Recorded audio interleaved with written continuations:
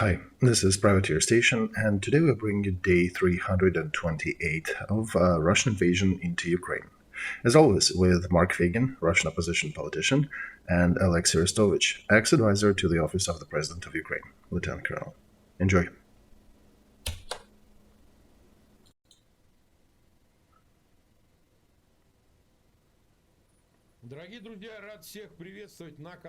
Dear friends, glad to see you all on Feigin Live. It is Tuesday, January 17th. Time is 3 minutes past 10 in Kiev p.m. and 3 minutes past 11 p.m. in Moscow. We're doing our usual stream on Feigin Live. Day 328 of this war with Olexiy Arestovich as our guest. Glad to have you here, Olexiy. You look refreshed in a new so-called state. 130,000 came to take a look at you, and 30,000 of them clicked the like button already. And of course, I call upon our viewers to continue sharing links to our streams in your social media and your discussion boards wherever you are on this planet. If you are watching that in English, please do not forget to subscribe to Privateer Station. And if you are watching that in Russian, of course, to Feigin Live and Olexiy Arestovich, who will now tell us what remarkable happened today as a result of the earlier events in the previous couple days. Are you a free man now? Do I understand it right? Yes, I am absolutely a free man right now. This is a natural and probably closest condition to my person. We remember that happened, right? Oh, the funniest thing, Mark, that about a year ago, on the 17th of January, I left the office of the president. That was funny when somebody noticed that, and it was an absolute coincidence when I heard that. I was actually laughing. It's, didn't even connect two things before then. The core is very simple. There is not much to talk about. There was an honest mistake made. Many people are saying, Olexiy, it's not too big of a mistake. We do need you. Dear friends, please understand my position. Now I have an opportunity to actually do what I like, to support people whom I care for, to continue doing what I was doing. And if anything, there are more people that I can help today versus what I could do a few days ago. And nothing really changes much for me because, if anything, we can do more streams. I have more time. I have a bit less duties that I had to do on the previous position, so I can dedicate that time to what I love. And I wanted to show an example to a certain group of people, to a certain layer of people who make mistakes after mistakes and hold by the skin of their teeth onto their official positions. Oh, we know those. Yes, that group. The ones who get caught with bribes, with lovers, some other dark things, raiding companies, and others who are big bureaucrats and still keep holding on their positions. I decided I would not do that. I made a mistake, and I'll show what needs to be done after that. So, mistake was made, I resigned. Okay, I have a question. So, you're quitting on your own volition, right? Yes, absolutely. And I suspect you may have been told, maybe not those who are making decisions, but those who have relation to those people who are saying, well, take a pause, give it a thought, right? Yeah, I want to tell you, Mark, there is no conflict with an office of the president or with his team. There is no conflict. Don't even dig for it. While the war is going, I do support our president wholeheartedly, and I do support the office of the president that helps president in his activities, and full support to all military leadership of Ukraine, because first of all, we need to win the war. After this war, we'll see together who has done what was done well, what was done not well. But right now,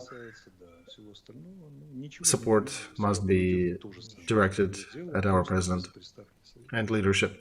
Nothing changed really, so I'll continue doing what I was doing, just without the official status of official advisor to the office. So many things, I was answering a lot of questions today, and press was sending all kinds of requests to my name. So I took liberty and said, you know what? Why would we not continue our streams? Exactly, Mark, you did right. And my position, Olexiy, was that we started these streams back a year ago when you had a status, then you did not have a status. So our talks here were not based on you being in a certain position.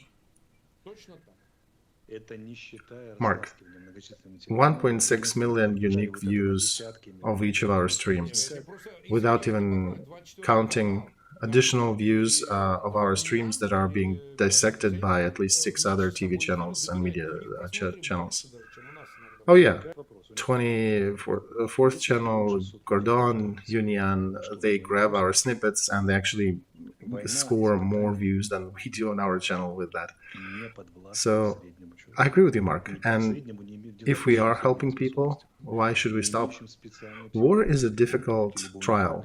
It's a very difficult life tribulation that is hard to go through for a usual person, unless he or she is specifically prepared for that and have very unique state of mind to fare through all that trouble. So if our streams are helpful to even a small group of people, even if we end up helping just 2 people with our analysis, with our pretty much psychological help here too, and I'll spend the time.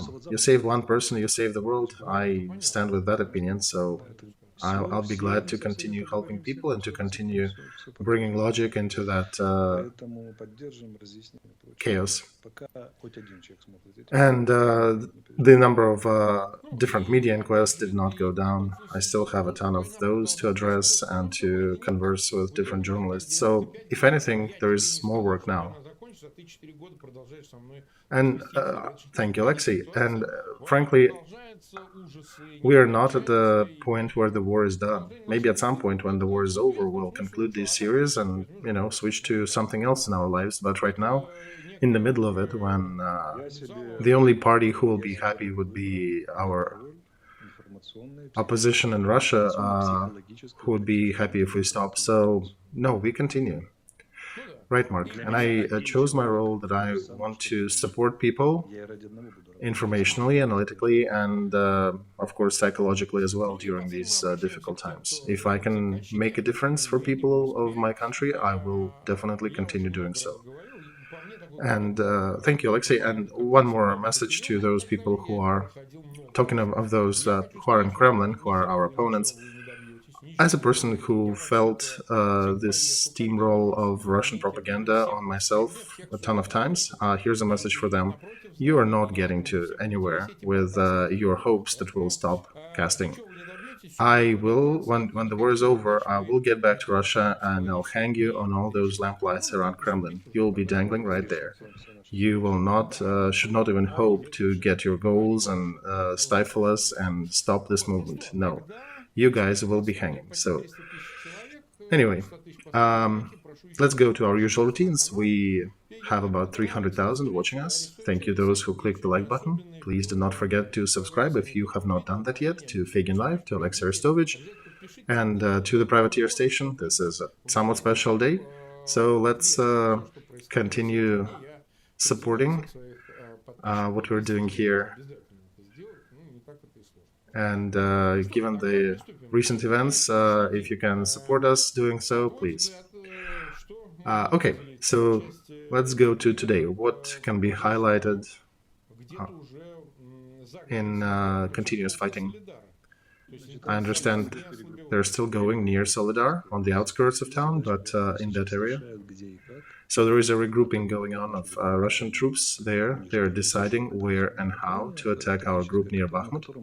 They got another operational direction where they can operate. Before it was covered by Solidar, now they have a little more capability to maneuver there.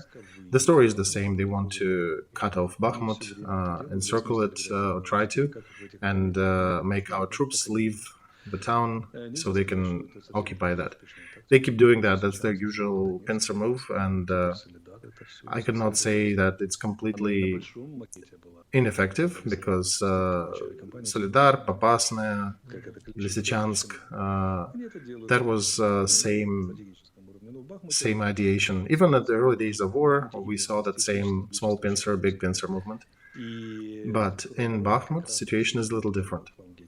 The locale and the amount of the number of our troops there, and the fortification done in the area is actually done with that motion in mind. So we know how they usually behave, and we have countered that. So we'll see how they can work with our preparations and what we can counter them with. But war is war, so there could be different things happening, and we'll continue monitoring. Do you think they indeed are making their main goal is to get to the borders of Donetsk region in this war? Representative of Ukraine military intel made a statement yesterday.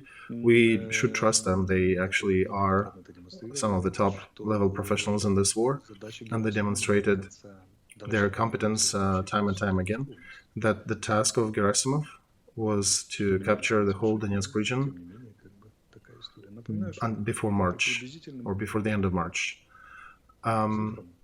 which is laughable, but, they're trying. About 2 months ago, they had 220,000 Russian troops on the occupied territories of Ukraine. Today, we calculate about 340. So they increased the numbers of their group, and they definitely are increasing their concentration on Lugansk and Donetsk parts of this front. And the tasks are obvious for them, LNR, so-called, and Donetsk People Republic as well. Because if they fail to capture these two territories, there is nothing to sell internally.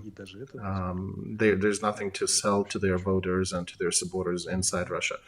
They've started the biggest war in 21st century in Europe and haven't achieved anything. That'll be a failure. So that's their goal. Okay, got it. Let's go further, Olexiy. There is more tension.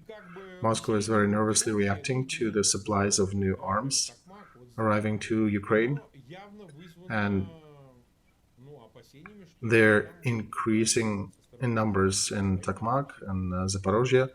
They're somewhat afraid of a possible motion of Ukraine military down in the south, and they understand that the weapons that Ukraine is getting are mostly offensive kind of weapons, so they can be used.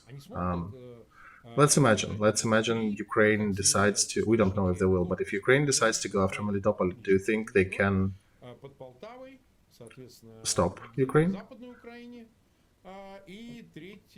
We know, it's from public media, we know that there are 3 corps being formed in Ukraine, near Poltava, West Ukraine, and in Zaporozhye. We don't know where they'll be sent. The approximate numbers we just discussed with another guest, 12 to 15,000 troops equipped with modern arms and modern armor. This is probably for offensive. Do they have enough capability to defend their southern occupied territories from a potential counterattack of Ukraine?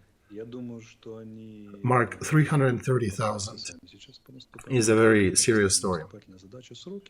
I think they will try their own offensive. We'll see what will be the time frame, but they'll be trying. I think these statements that were aimed at scaring us in the last couple of days, starting with Larionov's stream and some others, that these are the results of Russian information injection of so-called intel psychological operation. This is just adding additional pressure, informational support, since their president is also talking about that. This is kind of a high strategic level support of their future offensive. And right now, they do not forget, the head of their troops is Gerasimov. He is the author of a term hybrid war. And this is the first time they actually started using information leaflets. They haven't done that before, so this is new. As Gerasimov took leadership position, they started shelling us not just with artillery shells, but also with propaganda. This will continue. We have that, and it will be increasing. And this pressure will increase. So we need to be ready for that. And you and me will have a ton of work to do to help people develop a certain immunity and psychological defense systems against all that pressure about the next stage of huge war and next large number offensive. So right now we do not see anything extraordinary happening on the front. They are concentrating, they are making certain groups, but nothing changes much. They continue pressing in the same area. It's Bakhmut and Solidar area, and there are some groups in Liman, and they're continuing their tactics with small groups. And there's tens of thousands of Russian troops that are gathered somewhere as single fist. We don't see that. They are regrouping, they're probing our defenses, but we do not see any huge warfare activity in the next 2 to 3 weeks. We're not expecting. And when we will see that this is a threat, our leadership already proved that they come out and inform people about these threats. General Command, President, Minister of Defense, they come out and they warn you about events that will be threatening us. So, answering your question, there will be offensive. We will see when that will happen. But our offensive will likely occur after theirs. Because first we will need to grind them down to take away their capacity to continue offensive operations. The goal of defense is to cancel your foe's capability to attack. And the task of doing counter-offensive in the face of the enemy's offensive, these attacks are difficult. Military are trying to avoid that because they're very high dynamic situations and very unpredictable. So most military do not rely on these situations of chance. They prefer planned approach. So likely we'll continue our defense here until we grind down their offensive capability, and then we'll take the initiative. Okay, got it. Thank you, Olexiy. So, another news. Mark Milley, U.S. General, flew into Poland, where he met with Ukraine Minister of Defense. So, these two professionals, representatives of two countries, met in Poland, and a representative of Mark Milley's team said that this was a meeting of two professionals needed to coordinate the efforts and address pressing matters of this current conflict, and that Zaluzhny could not travel far, so Milley chose to fly close to Ukraine, and they met in Poland, right across the border. Zaluzhny have not left Ukraine during the time of war, so this was, I think, his first trip outside the country, and I think it was probably an important meeting, because they, I think, were discussing those possible armaments that Zaluzhny declared Ukraine needs in his statement. So do you think this intensification of contacts, and supplied also with the agreements of supply of armor, tanks, and other things, does it mean that Ukraine already got some agreement from the West and you guys will be getting all that you asked for? It means, Mark, that we are reviewing Russian threats seriously, and that we are considering that the only way to liberate our territories is militarily. And our leadership again came out today and said that the only motions to negotiate will happen after Russia will withdraw their troops from our occupied territories. Russia can expedite that if they announced withdrawal and remove their troops. And that's what many reasonable countries and organizations, international orgs, suggest. So that Russia can either withdraw voluntarily or we will have to take them out. And all that requires a lot of equipment, a lot of armor, a lot of military capability, and that's what Zaluzhny and Ministry of Defense are talking to our allies about. They're all working on increasing the nomenclature of our defense.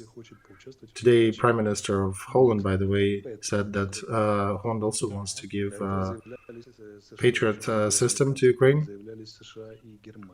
Before that, United States and Germany also expressed their intent to deliver a Patriot system. So each country will give one Patriot. That's already a division. If it also is supplied with enough means, because it increases capabilities. Division is 3 batteries, it's not 1. So now they see further, they cover larger areas, and they can do a lot more, which one system cannot do. I'm not even talking about intercepting ballistic targets, including the ones like Kha-22, the one that hit the house in Dnipro. By the way, in Dnipro, they cleared the rumbles. 40 people dead, 70 wounded, 16 of them are children, 30 plus are heavy wounded in the hospital, and the numbers are still changing because I think they found one more child who died. So that if that's true, there'll be 41 dead. That was as of this morning.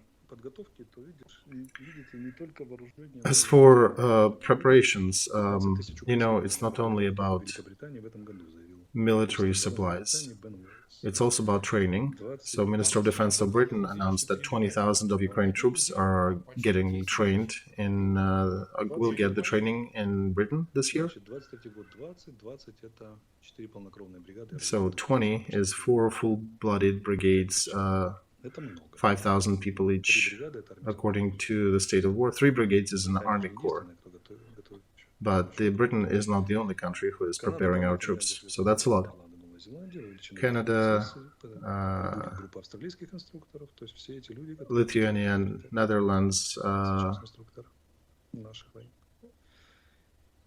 and also Danish specialists are preparing our troops. Also, in the last 24 hours, we shot down Russian Stormjet. Military aviation of Russian side was not shot for quite a few weeks, and now we got one, so that's a good piece of news. All right, we have 373,000 watching us, over 140,000 click the like button. As always, please continue liking, sharing, and posting streams. If somebody just started watching our streams today, do not forget to subscribe. The United Nations made a statement today about the casualties among civilians in Ukraine. Since the beginning of this month, at least 104 citizens, peaceful citizens, died, 200 plus were wounded. Since the beginning of conflict, 7,000 civilians proven died because of this conflict, of this war, and 10,000 plus are wounded. And these are not my numbers, this is United Nations of confirmed. By the way, this year casualties, at least half of that number is people who died in that house in Dnipro. And yeah, this is mass casualty event. Yep. Okay, so government of Germany is promising to make a decision about tanks and supplying tanks Leopard 2 to Ukraine, and they're immediately going to place a production order with the factory that manufactures them. That's published by Frankfurt on Zeitung, and this is German media. And they're saying that if they place an order to produce more, they will be able to supply 15 tanks more in this coming year. So, not the ones from the warehouse, these will be the newly manufactured. So I wanted to ask you, do you think this is everything they can make? Or this is all they are eager to share with Ukraine? Mark, Germany had 3 factories back in the days. Now they have one with not too big of a capacity. For example, Russian tank producing industry was making 100, 150 tanks per year. 150 with some strain, and 100 is their nominal. What time frame are you talking about, Olexiy? Right before the war, they were making about 100 tanks a year. Now they, of course, can't. They need more supplies that are unavailable, but that was the average volume. And tank is an expensive toy. It costs $5 to $7 million. It's rich in technology and specialized equipment. This is a very costly technology, and modern armies do not necessarily need tanks in the current ideation of war. NATO countries give a very narrow task for the tank troops, tank forces, so their production capacity is fairly low of that kind of armament, but and they'll try to increase that, but it's not high.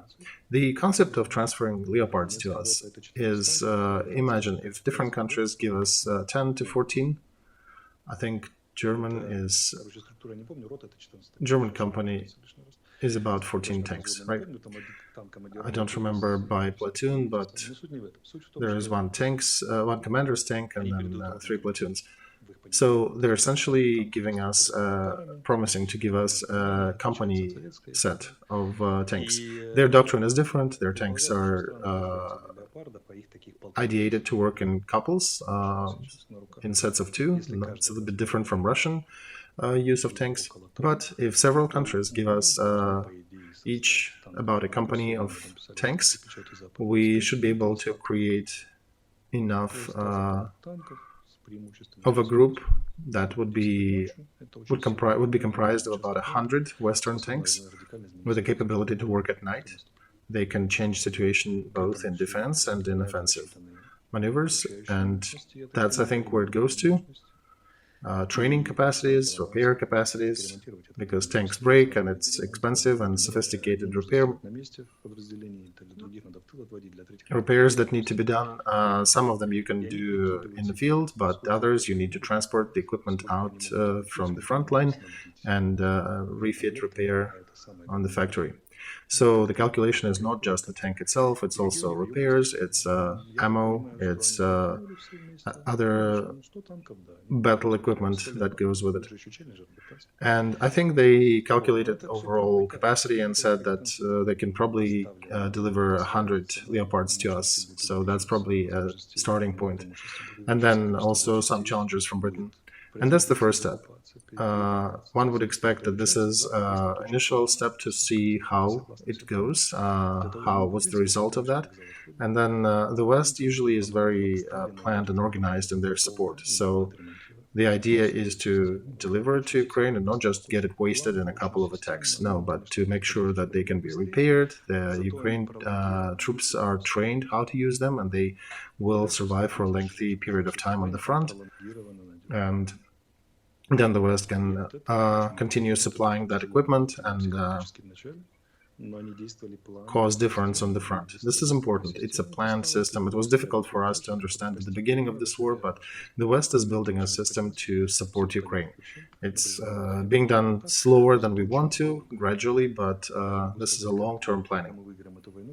And I would want to even say that the idea is to not just have it dead, destroyed, semi-destroyed equipment on the battlefields at the end of this war, but for the Ukraine to have this equipment that is serviceable, that is workable, that continues and is able to continue providing support and defense for Ukraine. So this is the outlook of the West. That's how one should read it. Okay, thank you. The head of European Union, Ursula von der Leyen, announced that they're eager to accept a 10th package of sanctions. This one is mostly targeting closing different loopholes that are being exploited by Russia to circumvent the already existing sanctions.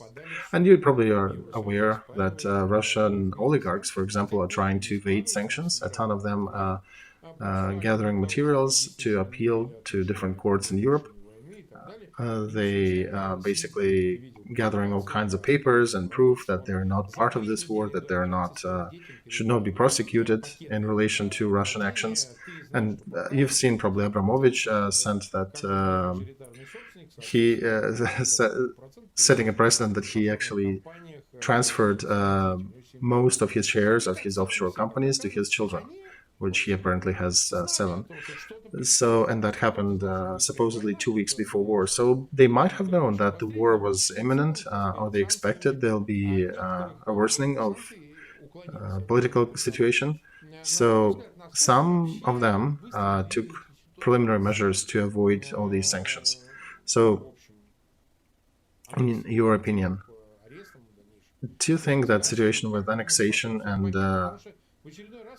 confiscation of their assets on the West, because one of the criticism we're getting is that nothing is happening on the West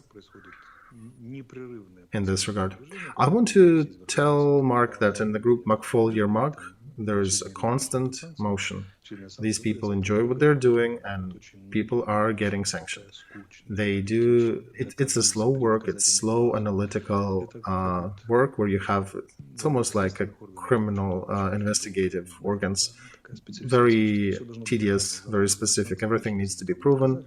The West would never sanction things without ironclad proof, so things could not be argued in court later.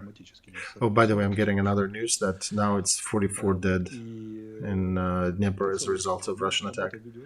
So, speaking of sanctions, the war continues. People who are doing that work are stubborn and high-level professionals, and they do like what they're doing. It's just a gradual accumulation and then rapid realization.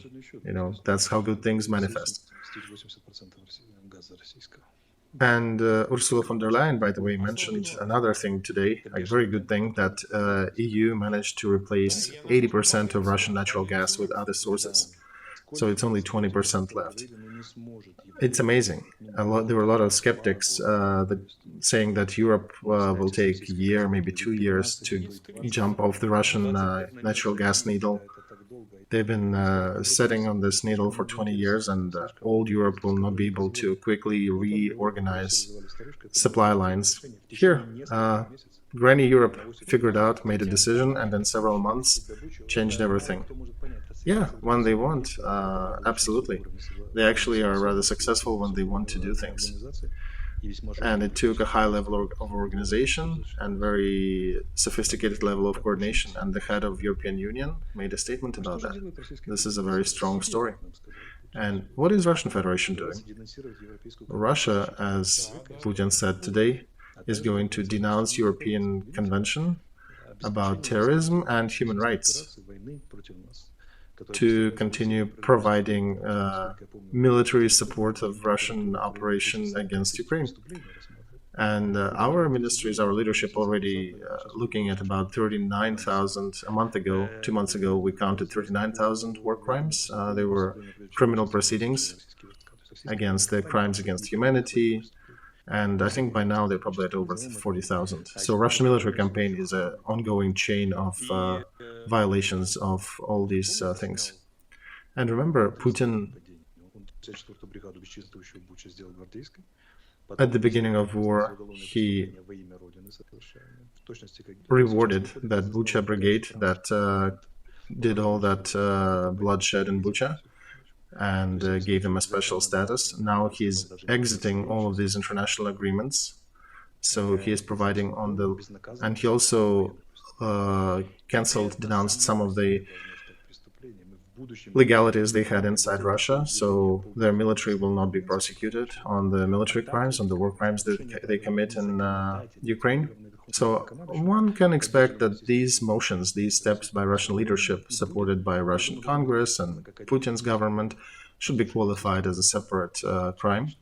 The destruction of system of human rights and humanitarian aspects, and that should become probably a separate step for accusation. And all the lawyers who partook in that, in denunciation and cancellation of all these legal acts on the territory of Russia, they should also be prosecuted as a part of that crime. And I'll chime in here, Olexiy, as an attorney, as an ex-attorney. I would say that all these things that they're officially denouncing now, they have not been observed by Moscow. They have not been followed through with in Moscow. Now they're just recording the fact that they're making it legal that they're not part of that agreement. But it matters also not on the external market, but also on the internal, because of course it will backfire on the Russian citizens. There is an interesting article in any crime in a special part of the criminal code. There is an asterisk for heavy and super heavy crimes that since they used to have that asterisk in Russia that death penalty is not an acceptable measure for crimes as long as Russia is part of these agreements. So since Russia is exiting and they're on the edge of exiting all these agreements from Europe and international agreements, so they're on the verge of actually bringing back the death penalty.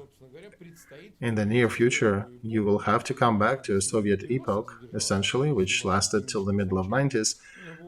That practice in the middle of 90s wasn't really widely used. There were just single cases when they used capital punishment.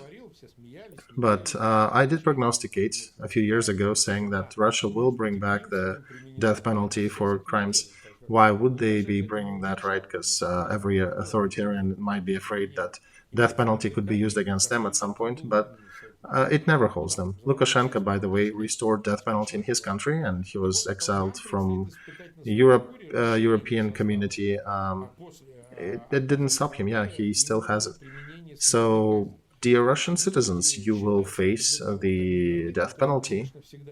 Those who are cheering that Russia is exiting and denouncing all these contracts, now you have an option of death penalty, of an option of being executed in your own country. So this is a small message for the Russian audience.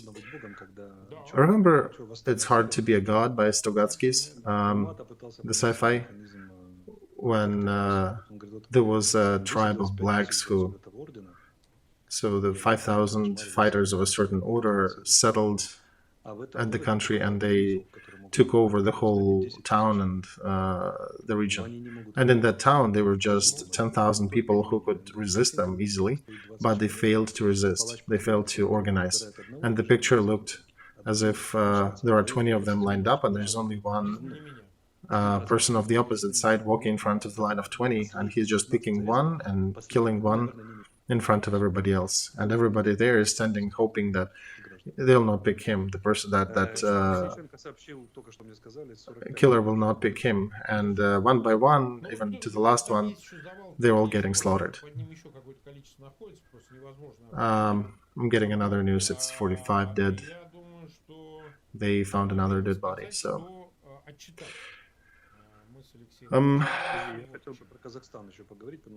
yeah, so the numbers are growing. Let's go and talk about Kazakhstan. Kazakhstan is restricting the rules for presence at their territory. They're only allowing up to 90 days of stay.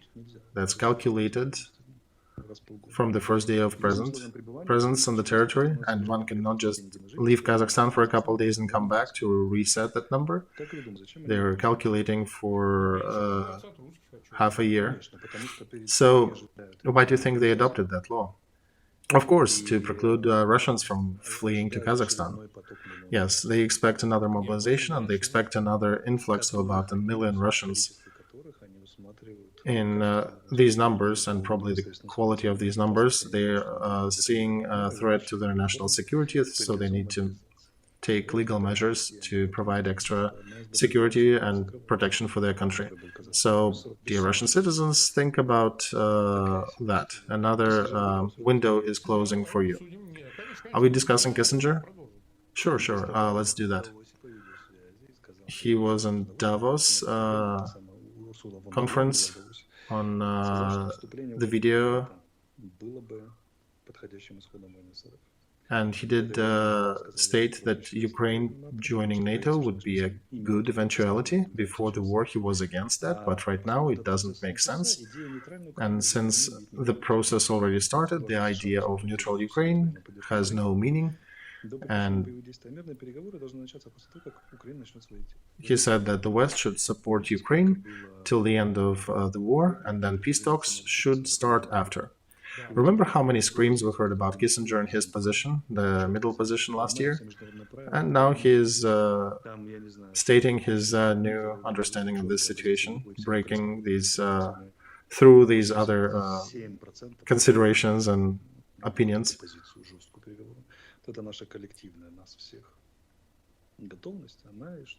And this collective readiness of all of us, 90+% of Ukrainians supporting the victory, military victory in this war, it broke through all that red tape of bureaucrats.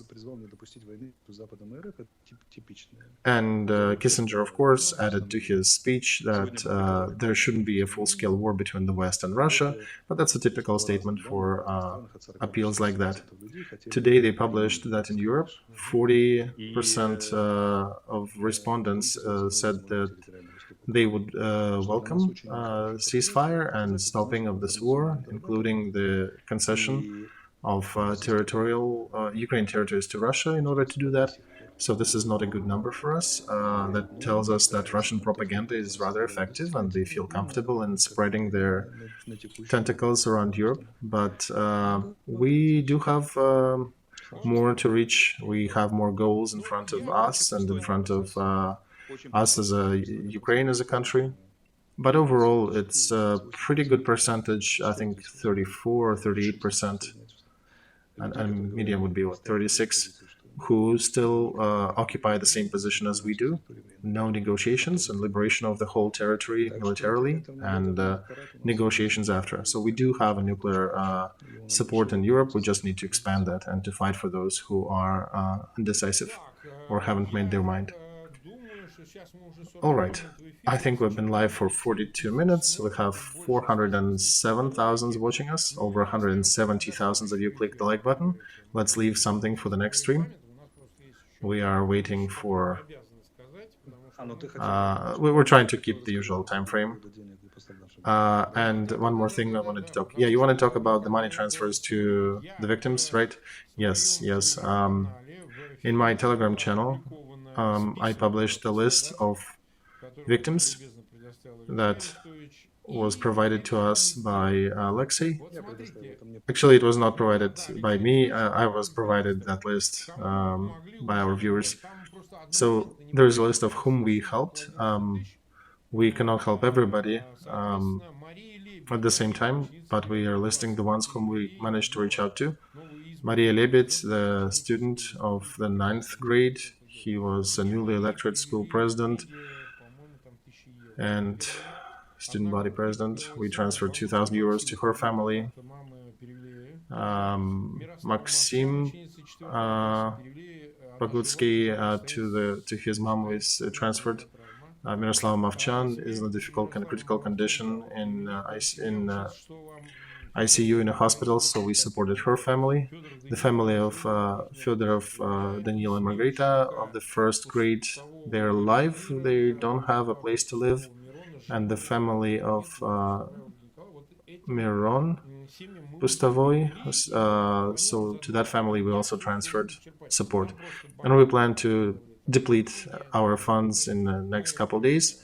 We just have limitations by a bank, so we cannot do more than several transfers per day. And yeah, we're splitting that over a couple days time frame and posting reports on the Telegram channel with validation of transfers. And in relation to all of that, here's a new design. Feygin Arestovich forever. That's and Feigin life. That's a new one, and that's me. Supposedly looks like Quinn, and that's both of us together. And I think there is one more, design number 4. So that's already in store.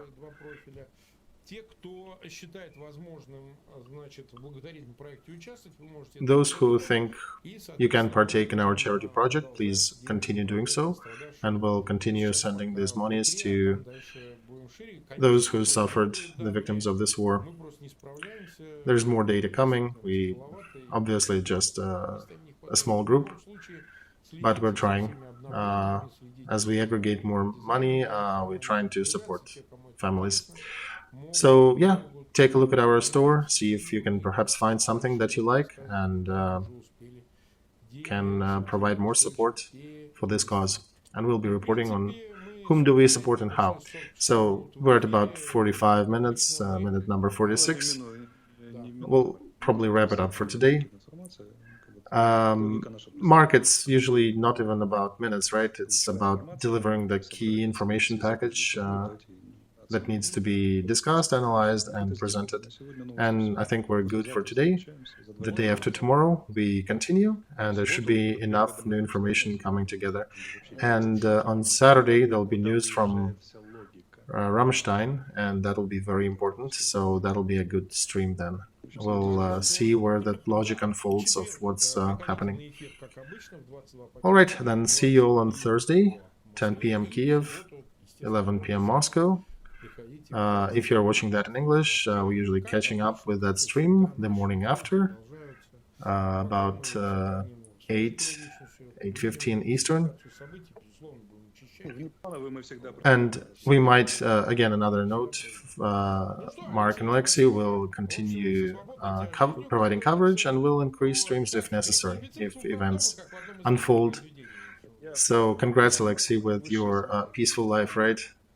Mark, I have highest title for me in this world. Olexiy Arestovich is good enough. Yeah, Latina smiled today. She said Arestovich is now working as Arestovich.